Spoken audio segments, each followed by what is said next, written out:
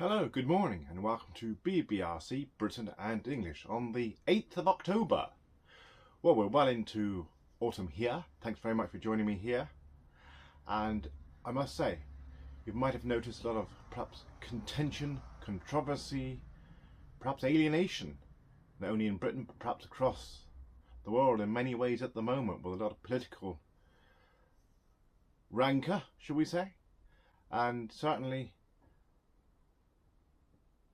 perhaps uneasiness and dissatisfaction, shall we say, to put it mildly. Well, we've just had the anniversary of the 7th of October attacks, which was another momentous day on the calendar, although suffering. Of course, I always say I don't really talk about politics, but we don't want to talk about politics too much, but we do want to consider those who suffer in Israel, Palestine, Ukraine, and all these other places.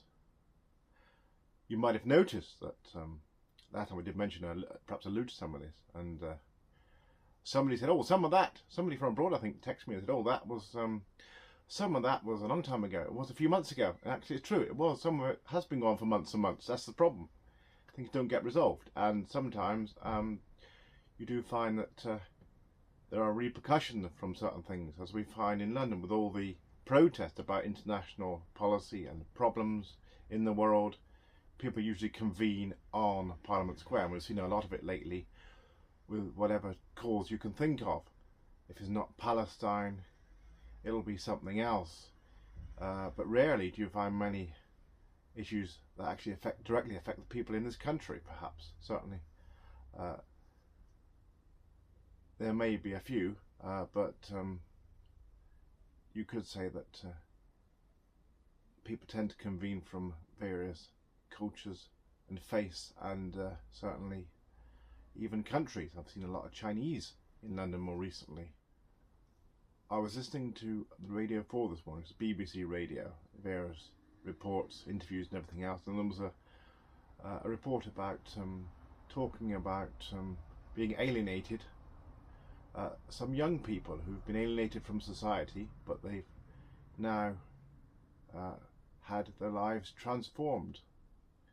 They've changed their lives around, and I suppose they sometimes call it restorative justice. They've been in the judicial system through crimes and misdemeanours in certain towns, and bullying and various other criminal activity, and they've been through a system now where they've decided to come away from that. Perhaps they've been treated more positively, which one girl said she did some artworks and it ended up in the local library on display, and she changed her life around and she wants to do things for the positive, for the good, and to go abroad and do different things and have challenges in other ways, because she's been encouraged as well and she's met the right people. So there we are, it can happen. We're always talking down people in this country. Certainly people do tend to be negative about a lot of things, especially at the moment, but we must look at the positive side of things as well.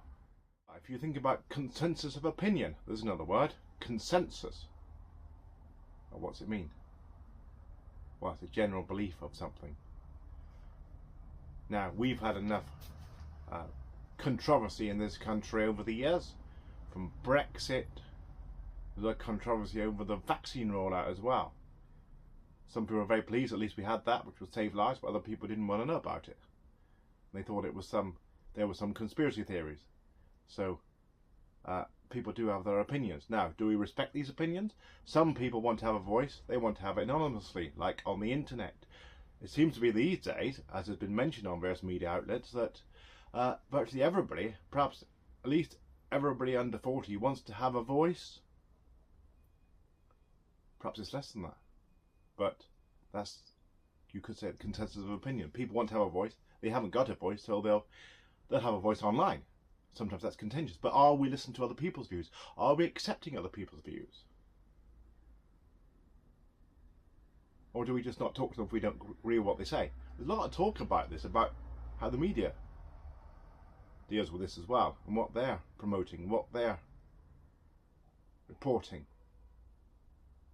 And perhaps the more marginalised people in this country not heard. perhaps people who don't come out and protest, they don't go around causing trouble, or they don't even bother to write to their MP because they feel it won't get anywhere. Member of Parliament, in other words, or local councillor in your local town, for example, for more of a local perspective. Well, that's just another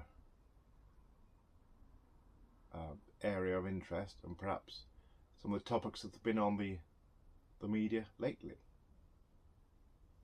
There's a lot of things we all need to work together on, especially in this country. On a personal note, I've had loads of stresses here, and one of my dear friends I found out was murdered overseas. Very sadly. I only found out about it last weekend, but it's happened a while ago, and very sadly murdered, which lovely innocent soul murdered, and very sad, and once lived in London.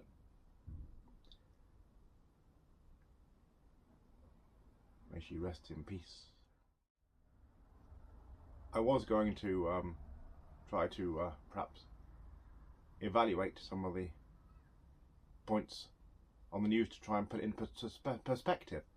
But you're probably hearing, even those of you from abroad, I know you do hear the British news. You've got the BBC, you've got other news outlets locally which do report the news. Well, they're reporting it in the best way possible, with integrity, I don't know. But sometimes there is a spin on things, and of course it may not be always true.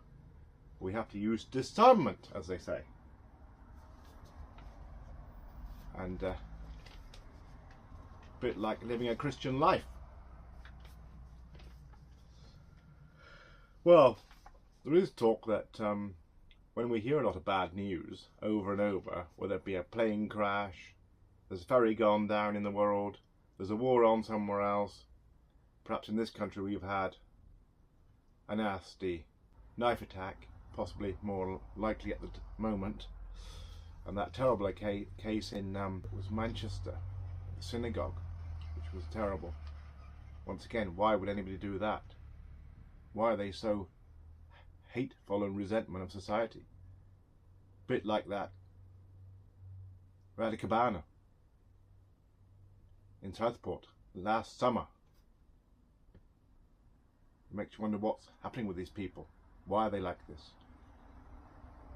They're the children of immigrants, but of course, as we've heard from our leader of the opposition, some people really value this country, as she said, and they get on well, and they're very pleased with the opportunities they've been given.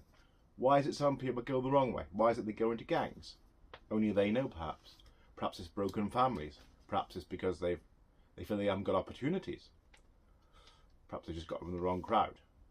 But usually you can get out of that. You can move on from that. The secret is to don't stay in that position. Get out of it. You can see many examples in this country of people who have been born in poverty, and they've come out and they've moved on in life over the years to be even very successful people in business or media or even celebrities.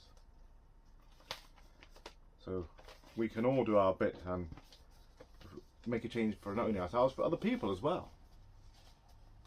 But do we become desensitized? That's a bit of a challenging word. All these bad things going on, because in our hearts we care, but some people say, well, you can't take on all the problems yourself, you can't worry about everything. We think about it, but when people keep talking about it, what do we do then? We're very sorry to hear it, we're very sad, we hope we're not suffering personally, we do think about the victims, but should we always be, because we'll always be quite depressed, won't we? So it's another challenge we have. But we should try and have a balanced view, really, on some of these political issues, and think about those who are suffering and why they're suffering, and those who perhaps are living in fear because of what's happening in their communities as well, in whatever way. Whether it be illegal immigrants, whether it be crime on the streets, what are we doing? Is it youth clubs? There's all sorts of little things we can think about. And those of you from abroad, I know some of you lived here, some of you have gone back home, some of you intend to come here. Well, I don't want to strike fear into you, because there's a lot of positives about this country, but I did find out in this. In fact, this is the Metro.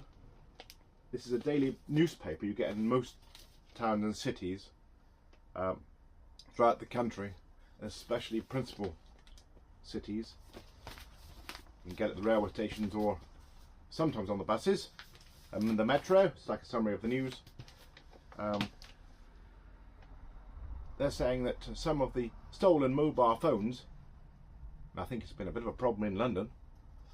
In fact, I witnessed one a while ago. I think it was a Chinese girl who had her phone stolen. But a lot of them ended up in China. And some of the cars stolen here over the years have ended up in Pakistan. I think they found a Range Rover in Pakistan.